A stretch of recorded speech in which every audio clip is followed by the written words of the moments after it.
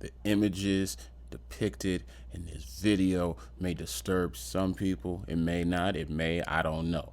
But I do know that I've always wanted to do that. Just say, hey, warning before one of my videos. Anyways, this is notable prisons and the inmates that occupy them. You know what I'm saying? I appreciate the feedback, and I would love to keep hearing y'all's input in the comment section. Okay, now let's get into perhaps the most deadliest prison riot in all of American history. Well, yeah, let's just say that in all American history, because we don't have history of way back then. But anyways, it all started at New Mexico State Penitentiary back in 1980, right? I'm talking player. It was crazy. It was the most violent prison riot in U.S. history. The inmates took complete control of the prison, and they had hella guards like hostage, like 10 to 12 of them or something like that. And quite a few inmates were killed by prisoners. They were tortured, mutilated, man, and just all sorts of crazy stuff they was doing to them. It was mainly the people that were like informants and stuff like that, in the PC yards. At some point, 36 hours later, the police did regain control of it, but by that time, 33 inmates had died and 200 people were injured. And none of the officers that were taken hostage were killed. However, they were injured and beat, and some people did that R word that I don't like to say, RAPE. They did, but none of them died though. And yeah, so let's dig a little deeper and let's get to why this happened. So pretty much, on the night that it started, there were about 1,100 inmates in a prison that had beds for fewer than 963. Right. So right there, that lets you know that motherfuckers was hella uncomfortable, just like crammed together, like on some, you know what I mean, like on some sardines type shit. And then also, many of these people were housed in unsanitary dorms. I'm talking dirty shit, dirty water, horrible food quality. It was just like a man, which it was exacerbated by the prevalence of cockroaches and mice. Intestinal disease were common. Man, it was filthy. Like smelled like straight shit and ass everywhere in that thing. Like it was horrible. I mean, I wasn't there, but apparently that's what it was. And another cause of this was lack of like the educational and recreational and other rehabilitative programs. When the educational and the recreational programs were stopped in 1975 and the prisoners had to be locked down for long periods of time, that let shit kept brewing. Like that was like, you know what I mean? Like motherfuckers was mad. Like they was getting mad from this. And so anyways, these conditions created strong feelings of deprivation and discontent in the inmate population that would increasingly lead to violence and disorder. People. Now, inconsistent policies and poor communications meant relations between officers and inmate were increasingly in a decline, meaning there was no, hey, what's up, talking to them.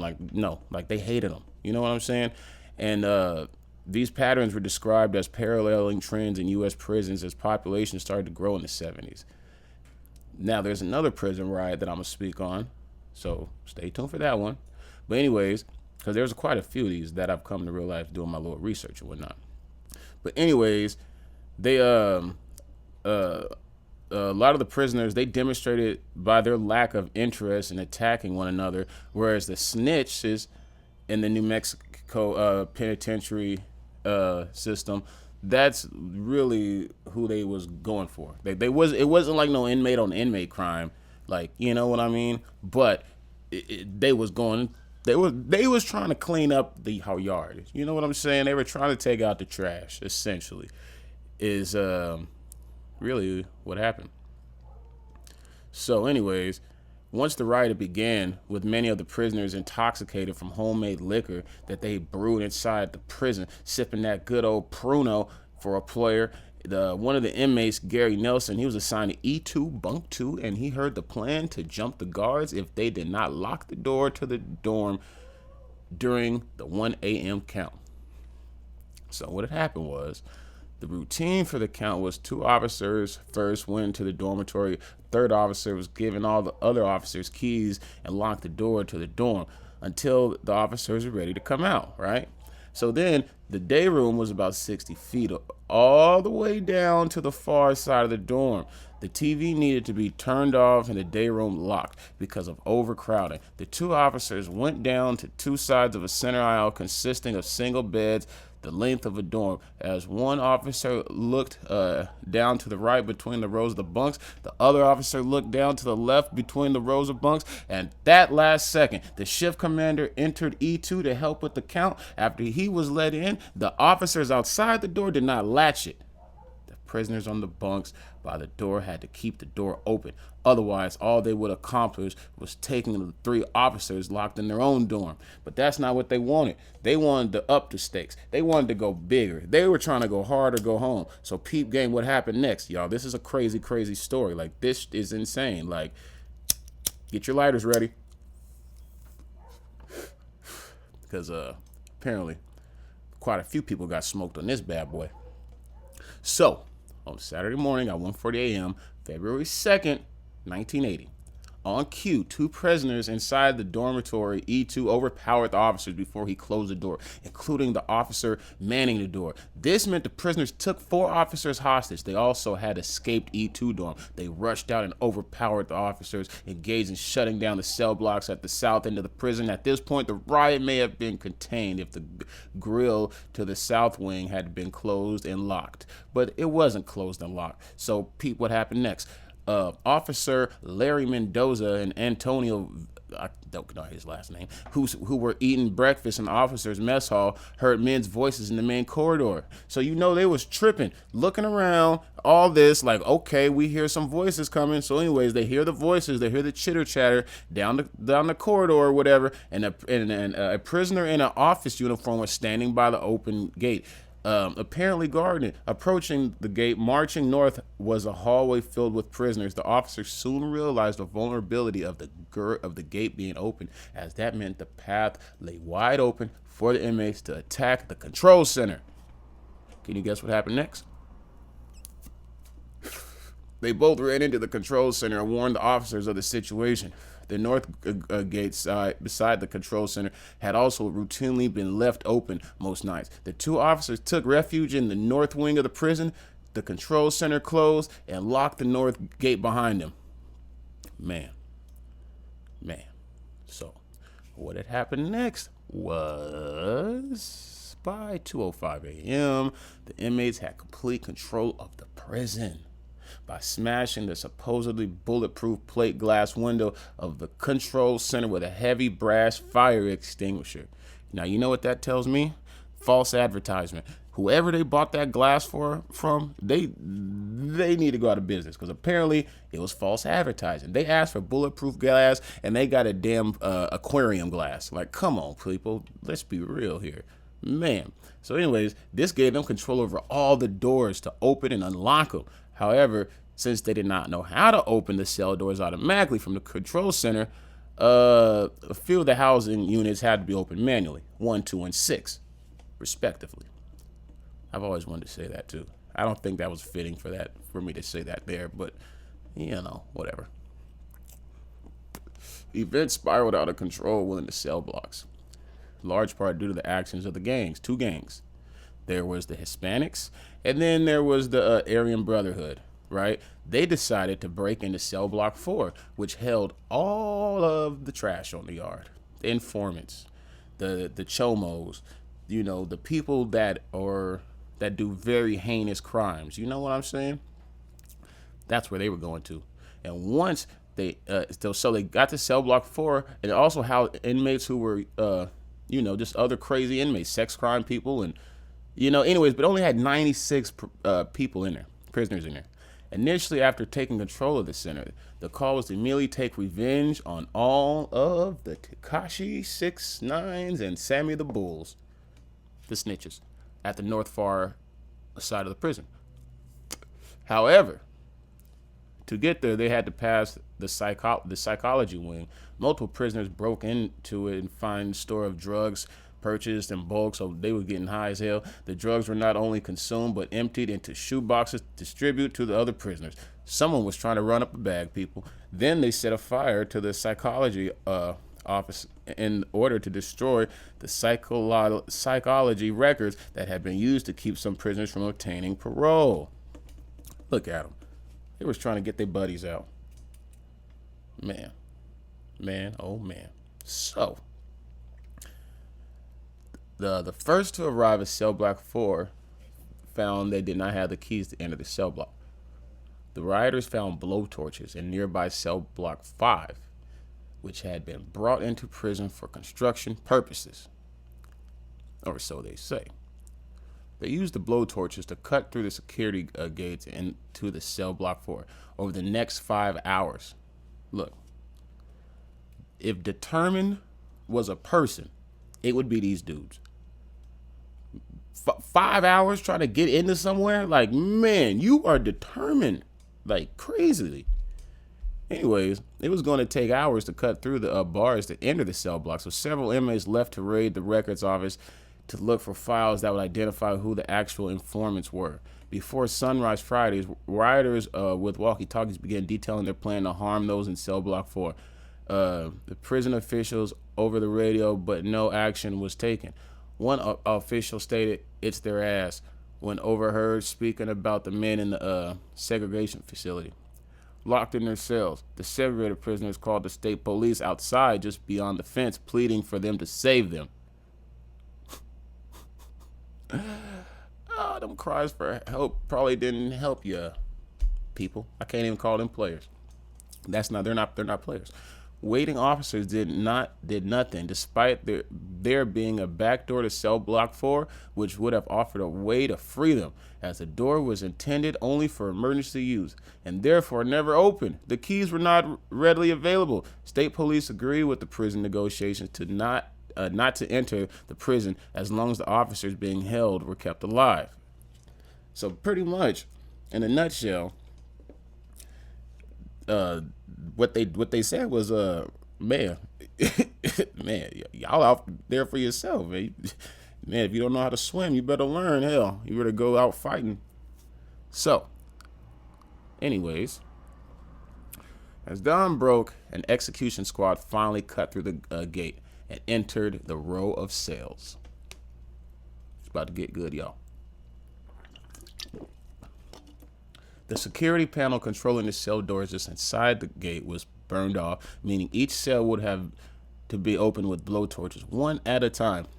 When opened, victims were pulled from their cells to be tortured, dismembered, hanged, and burned alive. By 10 a.m., 12 of the 96 prisoners in cell block 4 had been identified as snitches and brutally exterminated.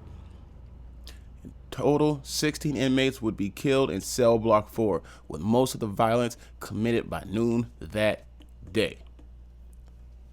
So let me just put this out there as a reminder, people. If you're listening to this, just keep in mind, if you do something that leads you in prison, you never know how shit's gonna go. You know what I mean? You might end up in one of these riots. Ain't no one here to predict the future. But I'd tell you this much. Next.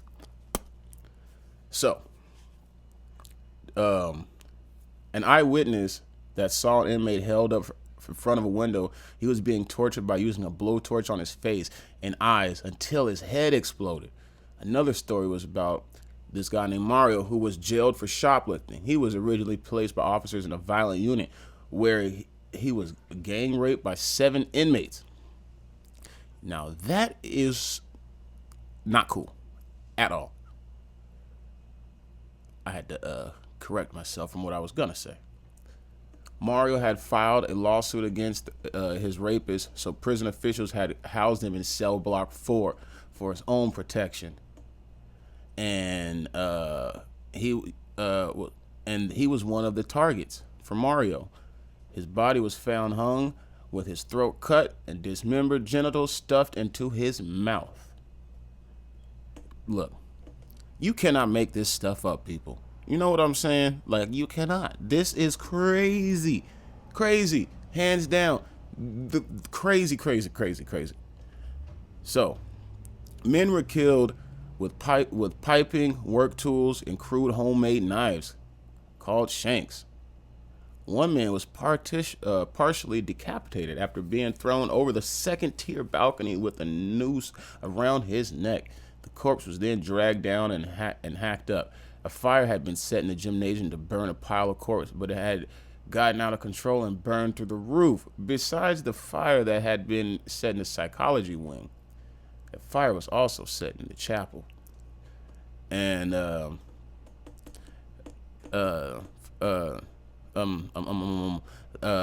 Protestant chaplain had been nicknamed Axe Handle for his participation in the Night of Axe Handles 4 years earlier.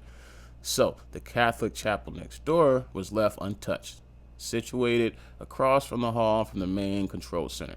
The prisoner library also was only touched by smoke. A third had been set in the records office, burning all records that could have been used as evidence related to prisoners' civil rights claims and all that.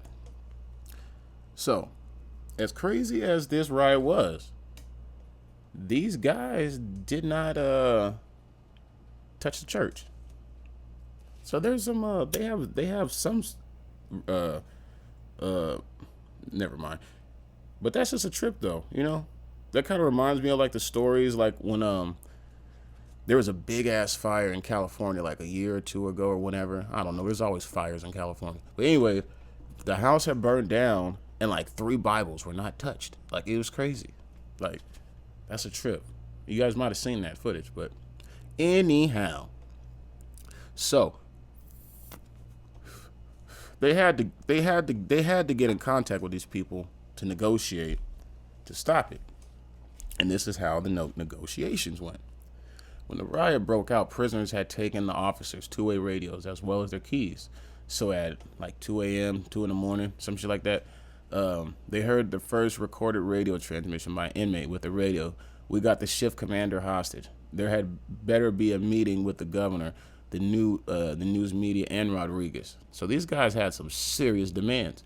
But the crazy part is the sentences that they got. You definitely got to stay tuned because that right there is going to...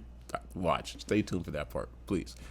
So, the future course of the uprising will frequently be an aimless and wild, shifting and uncertain leadership, and often politics will be apparently afterthought. Yet, this clipped ultimatum will be a testimony that the larger cause is always there. The inmate on the radio knows well. It is King and Rodriguez who will decide the fate of any reform, and they will be held accountable, if at all, by the media. So, about 30 minutes after the riot began, the warden joined the deputy and the superintendent at the gatehouse beneath Tower 1 and to attempt to negotiate to release the hostages.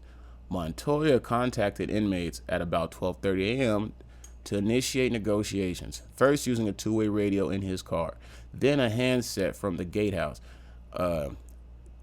Montoya's earliest contact with an inmate who had been involved with the initial takeover in dorm E2 and apparently had control of the shift captain through the riot. This inmate identified himself as Chopper 1.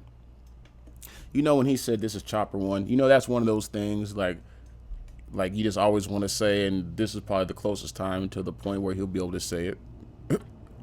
Yep, this is Chopper 1. Anyways, as Montoya established contact with one inmate, other inmates transmitted conflicting messages, contradicting other inmates' spokesmen. Basically, there's too many chefs in the kitchen, people, and they argued amongst themselves over the airwaves. Only the radio communications were recorded. So... The warden had recently taken a course in San Francisco on a crisis intervention in defiant situations. At about 3 a.m., the negotiations were underway, and the governor agreed that they should talk rather than retake. He, too, had no choice. After 4 a.m., a correctional department aide finally reached out to Rodriguez on the telephone. The acting secretary arrived at the pen at about 5 a.m. and immediately took command. These boys was thinking quick. They was on their feet this day. So, anyways, Saturday morning between 6 and 7 o'clock, the radio negotiators jockey inmates asked for a doctor to treat injured guards. Montoya refused and instead asked for the release of the wounded hostages. He also denied demands for a media parlay and for his resignation at 8:30 a.m. A field phone was installed to relieve the confusion of multiple walkie-talkies being used by unknown voices. This caused confusion identifying an inmate spokesperson. Roger Morris, on page 125, identified Don Stout as providing the first written demands.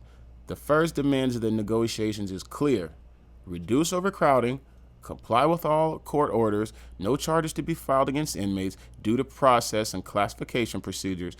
And then by Saturday afternoon, 4 inmates were identified as inmate spokespersons. One of them was Lonnie, who had been in solitary when the riot broke out. He had been one of the inmates who worked on who basically he was one of the people that had clout people. Okay, him and 3 other people. So when he was accepted by Rodriguez as one of the 4 spokesmen, the inmates and their 11 demands from the governor or whatever was basic prison conditions, including overcrowding, use of solitary confinement, protesting the loss of educational services, and elimination of programs. The prisoners then demanded to speak with the independent federal officials and members of the news media. They had their demands in order, for sure. They knew what they wanted and what they was trying to get. You know what I mean? So, anyways, some of the officers held hostage were protected and fed by the inmates. 2 officers disguised as inmates were escorted out of the prison by sympathetic inmates. 2 officers who had been brutally beaten and raped were carried out on a blanket stretcher because the prisoners did not want an officer to die while in their custody.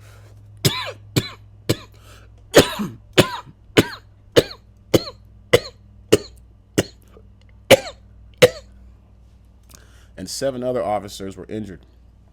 One was tied to a chair, another was on a blanket, and the other one was laying down with blood pouring from his head from a wound from getting cracked in the head with something. Negotiations broke off Saturday evening and resumed in the early hours of Sunday morning. The negotiations were not recorded. The government negotiators' strategy was to win control of the prison by stalling. So, at about mid-afternoon Sunday, around this time actually,